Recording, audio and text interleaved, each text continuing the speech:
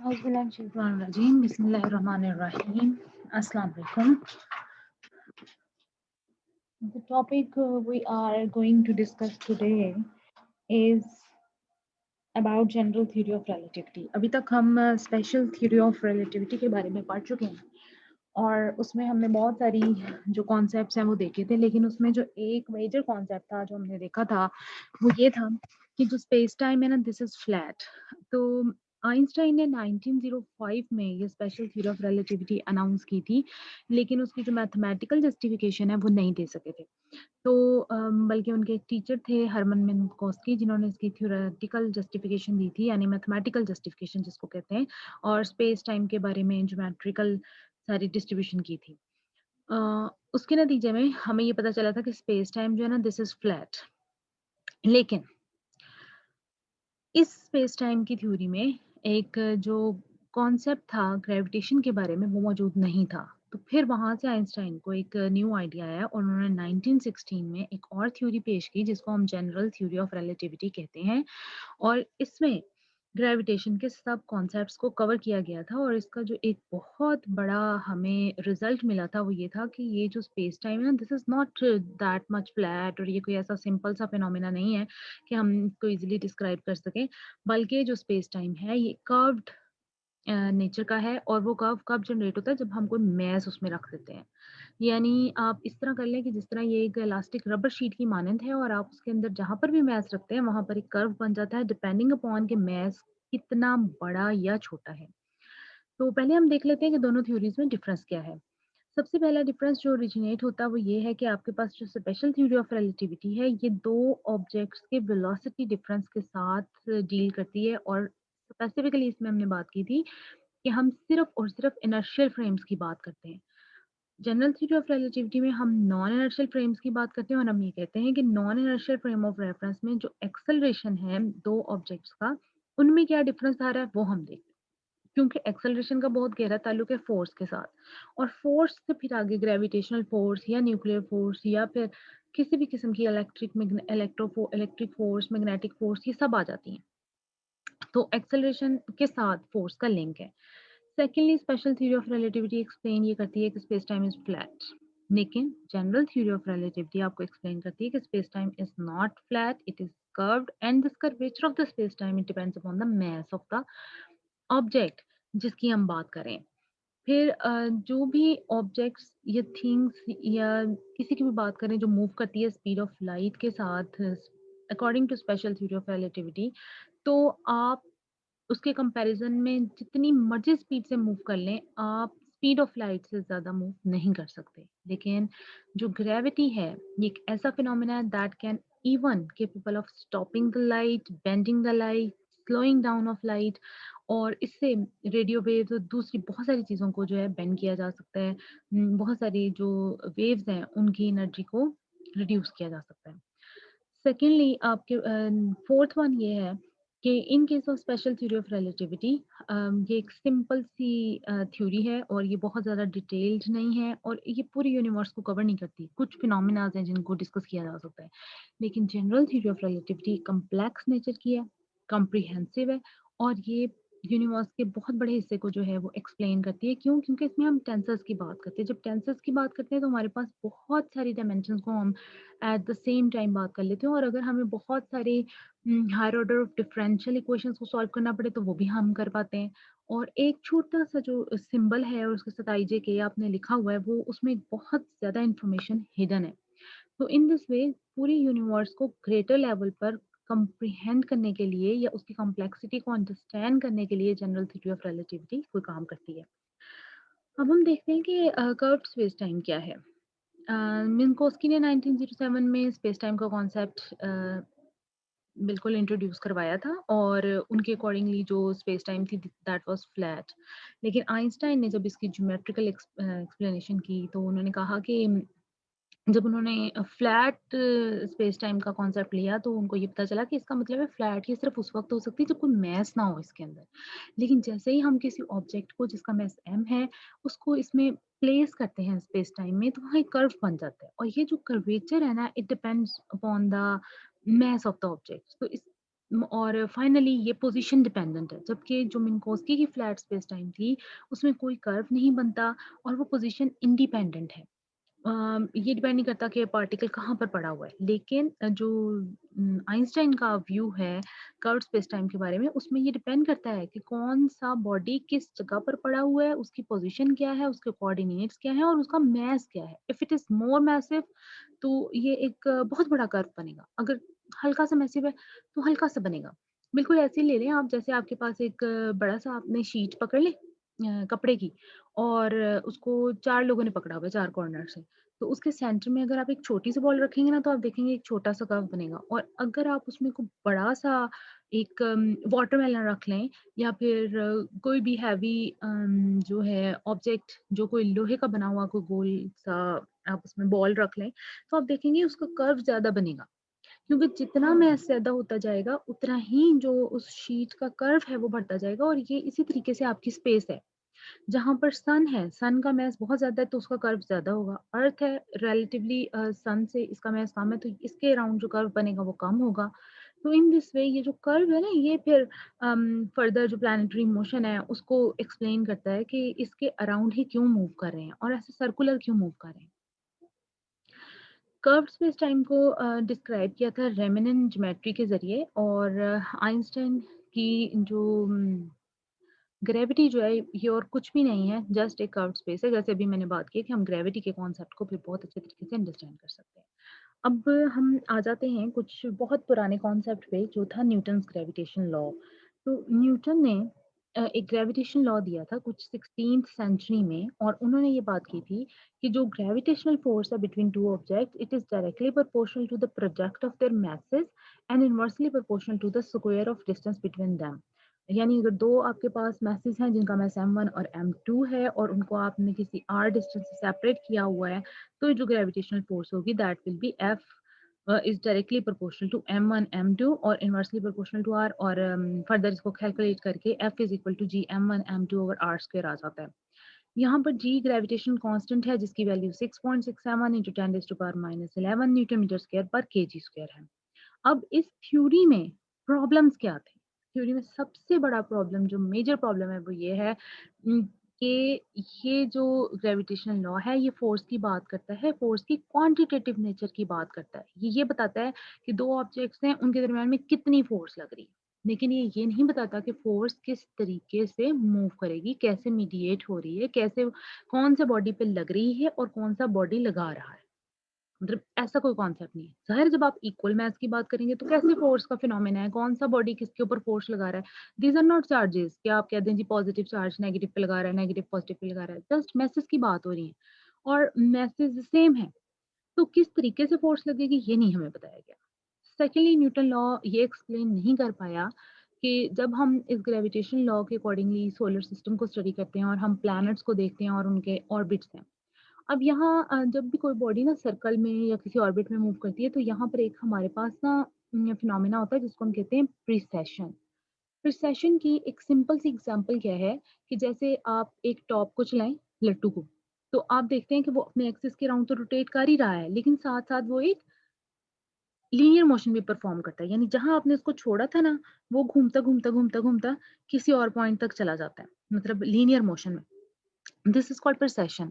तो अब जो प्लैनेट्स हैं उनके जो ऑर्बिट्स हैं उनमें भी प्रिसेशन होती है। उनमें प्रिसेशन जो है वो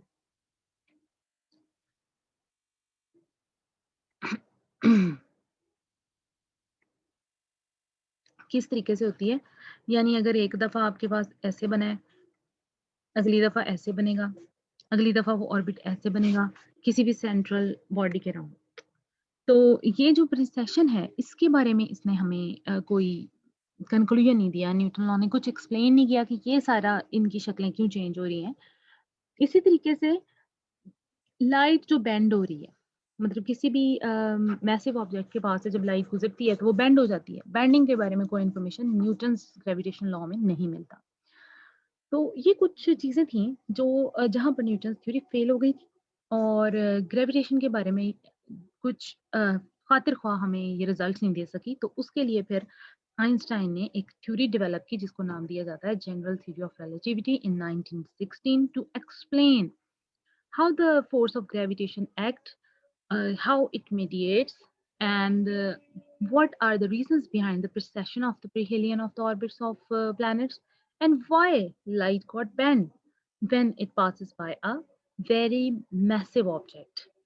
तो और ब्लैक होल में कैसे बेंड हो जाती है और कैसे वो नजर ही नहीं आती है। तो ये सारा जो कॉन्सेप्ट है ये आपको आइंस्टाइन ने दिया।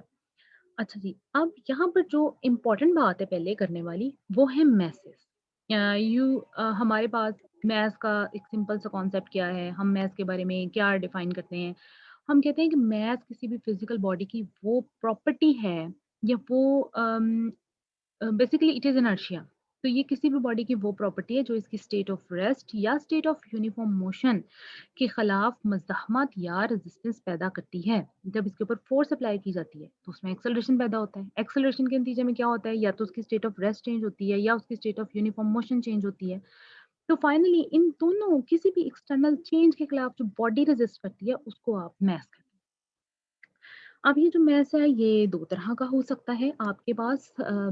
एक तो है इनर्शियल मैस। इनर्शियल मैस का कॉन्सेप्ट कहाँ से आता है? ये आता है Newton first law of motion से। जहाँ आप ये बात करते हैं कि whenever force is applied on a body तो ऑफ मास m, तो एक एक्सेलरेशन प्रोड्यूस हो जाता है। तो ये वो मास जो कि किसी बॉडी के एक्सेलरेशन को डिटरमिन करता है under the action of given force, उसको आप इनर्शियल फोर्स कहते हैं। सेकंड लॉ ऑफ मोशन के accordingly F is equal to M A, then m is equal to F over A. यहाँ पर ये जो m है ये इनर्शियल फोर्स है। This is the resistive force, this is actually the resistance of the mass that is offered by the object against any external force. किसी भी external force के नतीजे में जो एक्सेलरेशन पैदा हो रहा है बॉडी में, उसके रिस्पॉन्स के तौर पर जो फोर्स रेजिस्टिव फोर्स आ रही है उसको आप इनर्शियल मास कह सकते हैं। ये वो प्रॉपर्टी है। अब कंसीडर करें कि आपके पास एक ऑब्जेक्ट है जिसको ग्रेविटी की वजह से जो जो अर्थ की तरफ आ रहा है, ठीक है जी। अब नेट फोर्स उसके ऊपर कांस्टेंट लग रही है। जब इनर्शियल मास स्मॉल होगा तो जो एक्सेलरेशन इसमें पैदा होगा ना वो ज्यादा होगा, और जब ये मास कम होगा तो ये एक्सेलरेशन ज्यादा है, और जब ये मास ज्यादा होगा this acceleration will be smaller. तो इसका मतलब है कि ये जो इनर्शियल मास है ये इस फोर्स पे तो डिपेंड नहीं ना कर रहा है, ये तो कांस्टेंट है। ये डिपेंड कर रहा है एक्सेलरेशन पे, और एक्सेलरेशन किस पे डिपेंड कर रहा है, मास पे। तो ये आपस में इनका रिलेशनशिप है, फोर्स तो हमारे पास कांस्टेंट हो गई है।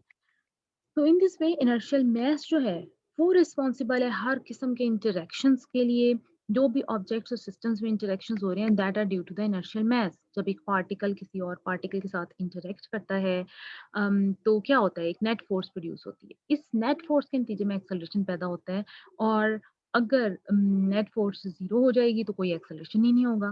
तो इसका मतलब है कि मैसेस का बहुत गहरा ताल्लुक है। बड़ी मैस है, कोई छोटी मैस है, आपस में इंटरेक्शन हो गया, इंटरेक्शन के नतीजे में नेट फोर्स जनरेट हुई, नेट फोर्स से फिर एक्सेलरेशन पैदा होगा, और ऐसे फिर हम इसको एक्सप्लेन कर पाते हैं।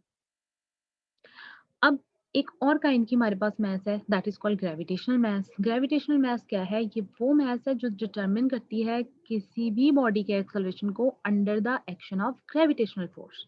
लाइक जब आपके पास फोर्स की नेचर डिफाइन नहीं है कि whether it is electric, it is magnetic, it is gravitational और इट इज न्यूक्लियर, और तो आप उसको इनर्शियल मैस कहेंगे, क्योंकि ऑब्वियसली कोई भी फोर्स है जिसकी वजह से बॉडी जो है मूव कर रही है और उसकी जो मज़ाहमत है वो मैस दे रहा है, और उसको आप इनर्शियल मैस कह रहे हैं।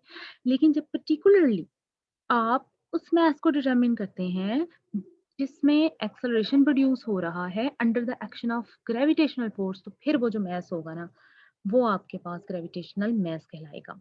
और इसको हम कैसे रिप्रेजेंट करते हैं, F is equal to M G से, और M G will be equal to F G over G. तो यहाँ आप देखिए कि ये जो एम जी है this is called gravitational force.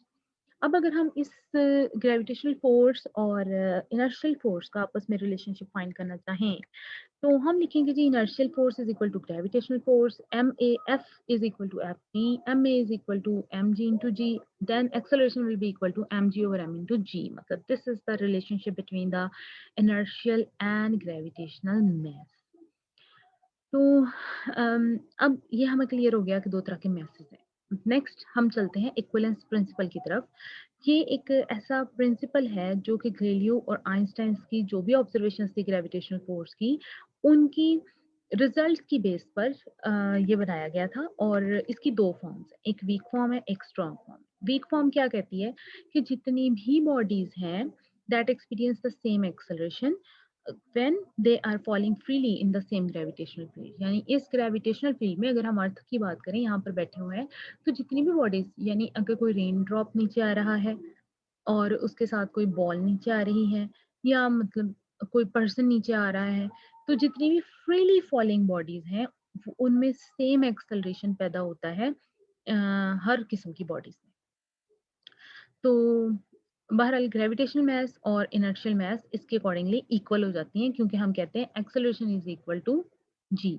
ये देखिए ना, जब हम यहाँ पर एक्सेलरेशन को जी के बराबर कर देंगे तो फिर हमारे पास M G will be equal to M. तो इनर्शियल और ग्रेविटेशनल मास इक्वल हो जाता है। तो गैलीलियो और न्यूटन ने ये शो किया कि इनर्शियल और ग्रेविटेशनल मैसेज इक्वल है। एग्जैक्ट इक्वालिटी जो है इनर्शियल ग्रेविटेशनल मैस की, उसको हम वीक प्रिंसिपल ऑफ इक्विवेलेंस कहते हैं। ये सिर्फ और सिर्फ प्रिंसिपल डिस्कस हो सकता है ग्रेविटेशनल इंटरेक्शन में, लेकिन एक जनरल प्रिंसिपल की भी हमें ज़रूरत है जिसमें हर तरह के इंटरेक्शंस आ सकें, और फिर जिसमें हम फ्रीली पार्टिकल्स को बात करें और हर किस्म की फोर्सेस भी आ सकें। तो laws of physics are same in all accelerated या non inertial frame of reference in a uniform और स्टैटिक ग्रेविटेशनल फील्ड। ये आपके पास स्ट्रॉन्ग फॉर्म है इक्विवेलेंस प्रिंसिपल की। यानी पहले हम बात करते थे ना जैसे कि laws of physics are same in all inertial frame of reference, तो इसी तरीके से यहाँ हम बात करें कि law of physics are same in all in an accelerated frame and in a uniform and static gravitational field। अगर आपके पास static gravitational field है, uniform gravitational field है, और आपके पास कोई एक्सेलरेटेड फ्रेम है, यानी आप एक लिफ्ट की बात कर लें, एक लिफ्ट जो है ऊपर से नीचे आ रही है, तो उसमें जितने भी लॉज ऑफ फिजिक्स लगेंगे, under the action of gravity आ रही है, फ्रीली फॉल कर रही है, तो उसमें जितने भी लॉज ऑफ फिजिक्स हैं वो सेम होंगे। तो हर तरह की इंटरेक्शंस तक जो वीक इक्विवेलेंट प्रिंसिपल है उसको एक्सटेंड किया आइंस्टाइन ने। तो ये आपके पास इक्विवेलेंस प्रिंसिपल की बात आ गई। अब हम देखते हैं आइंस्टाइन की फील्ड इक्वेशन के बारे में कि आइंस्टाइन ने जो फील्ड इक्वेशन दी इन द प्रेजेंस और absence of gravity in the vacuum या मैटर, वो क्या थी। तो फील्ड इक्वेशंस बेसिकली क्या है, a set of field equation which describe the fundamental gravitational acceleration in space time curve due to the energy and momentum are called Einstein field equation।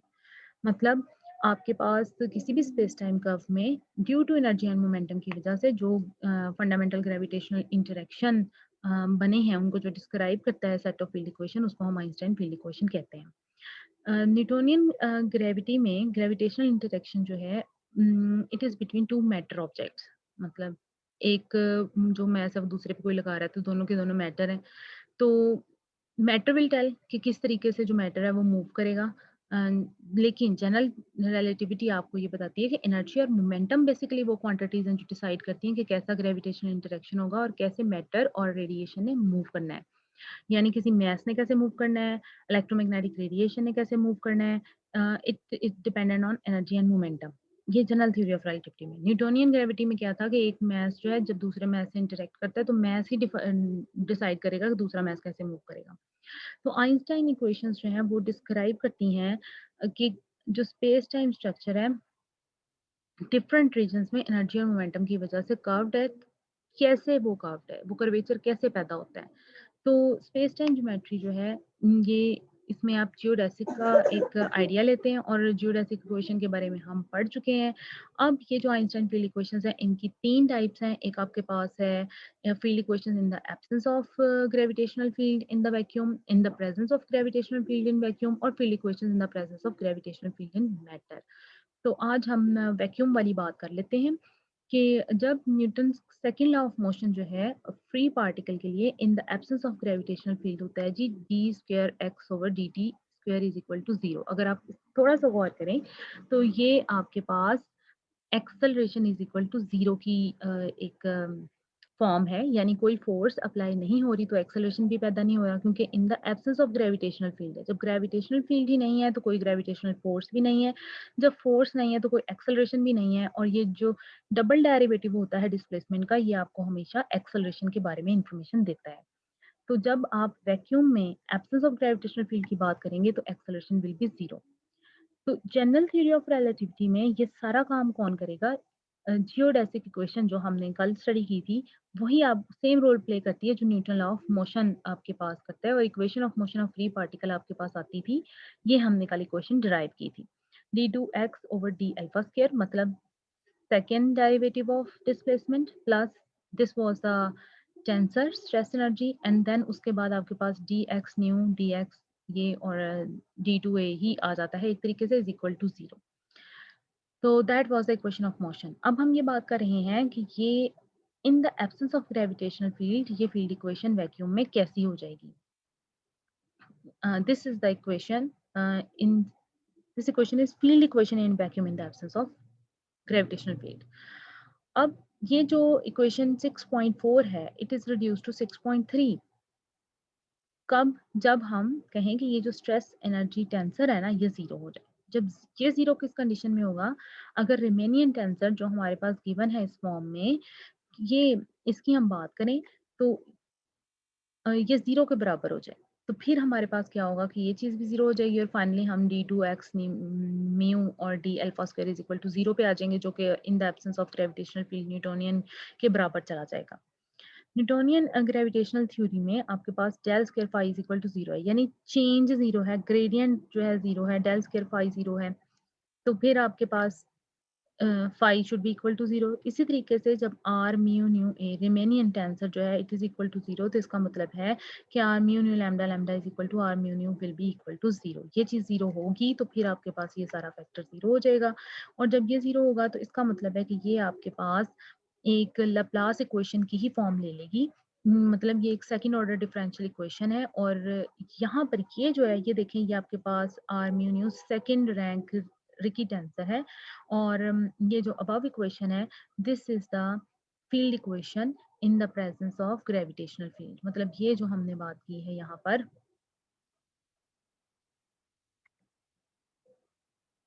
यहाँ से ये जो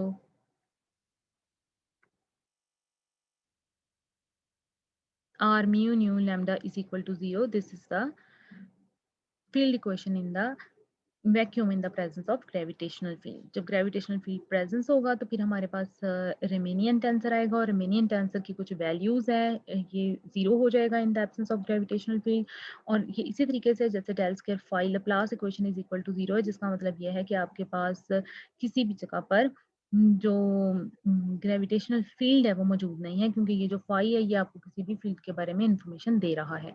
तो ये हमारा आज का लेक्चर है। कल इंशाल्लाह ताला हम देखेंगे कि in the presence of gravitational field और in the presence of matter क्या हमारे पास सूरत हाल पैदा होती है।